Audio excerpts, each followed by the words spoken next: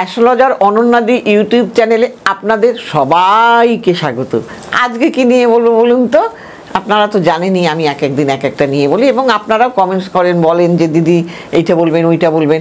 তা আমিও সেই জন্য আপনাদের চেষ্টা করি এক একদিন এক একটা নিয়ে বলার, সাবজেক্ট নিয়ে বলার। তা আজকে বলবো যে কেতু উত্তর ফাল্গুনী নক্ষত্রে প্রবেশের ফলে কোন কোন রাশির জীবনে মুশকিল এবং সমস্যা এনে দেবে, যাতে আপনারা এই সমস্যায় না পড়েন। কোন কোন রাশি পড়বে? কেতু ছায়াগ্রহ, জানেনই তো। আর কেতুর কাজ গুপ্তভাবে সব বানচাল করে দেয়া। তো কাজেই যাতে সেই বানচালের মধ্যে আপনারা না পড়ে যান, তার জন্যই কিন্তু আমার এই প্রোগ্রাম করা। এইবার কোন কোন রাশি পড়বে? সিংহ রাশি। এই সিংহ রাশি যারা, তারা সাবধান হবেন।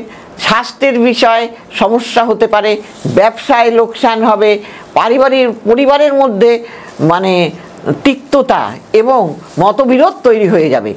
জীবনসঙ্গীর সঙ্গেও সমস্যা দেখা দেবে। চাকরি ও ব্যবসা সব ক্ষেত্রেই কিন্তু একটা টানাপোড়েন দেখা দেবে এবং তাড়াহুড়ো করে কিন্তু কোনো কাজ করা উচিত হবে না। আপনারা যে কাজই করুন না কেন একটু ধৈর্য ধরে করবেন এবং চিন্তা করে করবেন, তাহলে কিন্তু আপনাদের এই সমস্যায় পড়তে হবে না। কাজেই কোনো জায়গায় টাকা ধার দেবেন না, টাকা নেবেন না এবং ঋণও নেবেন না। এইভাবে যদি চলতে পারেন তাহলে কিন্তু আপনাদের এই সমস্যায় পড়বেন না। এবং পরিবারের মধ্যে মাথা ঠান্ডা রেখে কাজ করুন, মাথা রেখে কথা বলুন, তাহলে কিন্তু পরিবারের মধ্যে এই তিক্ততাটা আপনাদের শুরু হবে না। এইভাবে চলুন। আর এইবার বলবো মেষ রাশি এবং মেষ লগ্ন। এই গোচরের ফলে মেষ রাশির পঞ্চম ঘরে হবে। মেষ রাশির পঞ্চম ঘরে কিন্তু এটা শুরু হবে। এতে প্রেমের ক্ষেত্রে হঠাৎ করে একটা সমস্যা তৈরি হয়ে যাবে। যারা প্রেম করেছেন তাদের প্রেমের ক্ষেত্রে সমস্যা আসবে এবং আবার এমনকি ব্রেকআপের মতো পরিস্থিতি তৈরি হয়ে যেতে পারে। সেই জন্য সাবধান হবেন।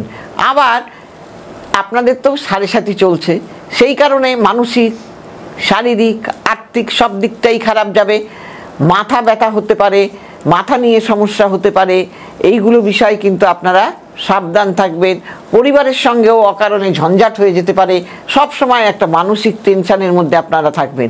কাজেই এই সময়টাকে আপনারা বিশেষভাবে যারা মেষ রাশি, তাদের কিন্তু খুব ধৈর্য ধরে কাজ করতে হবে এবং পরিশ্রম করতে হবে।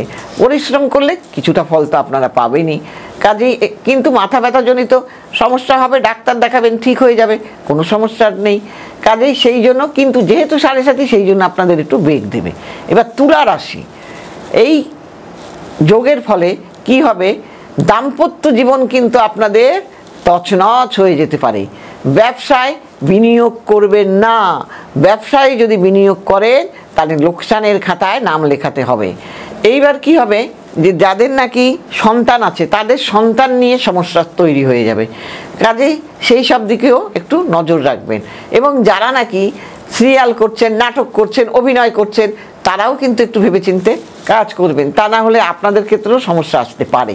এইবার বলবো কোন রাশি কোন লগ্ন। এইবার বলবো কুম্ভ রাশি। এই কুম্ভ রাশিতে কিন্তু এই যোগ তৈরি হওয়ার ফলে দাম্পত্য জীবন তছনছ হতে পারে। ব্যবসায় বিনিয়োগ করবেন না। ব্যবসা বিষয়ে খুব সাবধান বিনিয়োগ করবেন। যদি বিনিয়োগ করেন তাহলে লোকসান হয়ে যেতে পারে। অংশীদারিত্ব ব্যাপারে খুব সাবধান। কাজেই অংশীদারি ব্যবসায় যাবেন না। কোনো বাড়ি ঘর, কোনো লাক্সারিয়াস সামগ্রী এইসব কিছু কিনতে যাবেন না।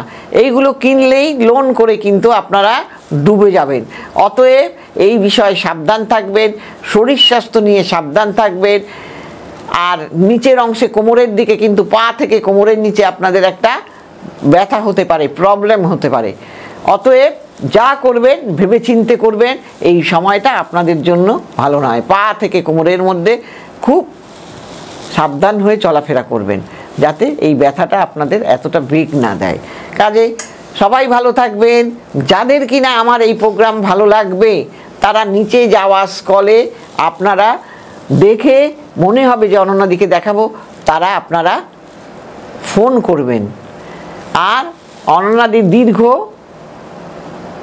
42 বছর ধরে কিন্তু এই পথ চলা। হ্যাঁ, উনি দেশ বিদেশ সব জায়গাতেই উনি বসতেন, কাজেই 42টা বছর তো আর এমনি হয়ে যায়নি। অতএব আর এটা কিন্তু আমি যেটা করি এটা কিন্তু আমাদের বংশানুক্রমিক, আমাদের বংশে আছে বলেই আয়ুর্বেদিক এবং জ্যোতিষ এটা কিন্তু আছে, আর সেই জন্যই কিন্তু আমার এইগুলো করতে পারি আমি। অতএব বলবো যাদের ভালো লাগবে তারা আমার এই প্রোগ্রামটি দেখবেন, এবং শনি রবি এবং বুধবার দিন সিটিভিএন দেখবেন। এবং আপনারা আমার প্রোগ্রাম যদি ভালো লাগে তাহলে আপনারা কি করবেন, আপনারা এটাই করবেন, লাইক করবেন, শেয়ার করবেন, সাবস্ক্রাইব করে সবাইকে ছড়িয়ে দিন। সবাই ভালো থাকবেন, নমস্কার।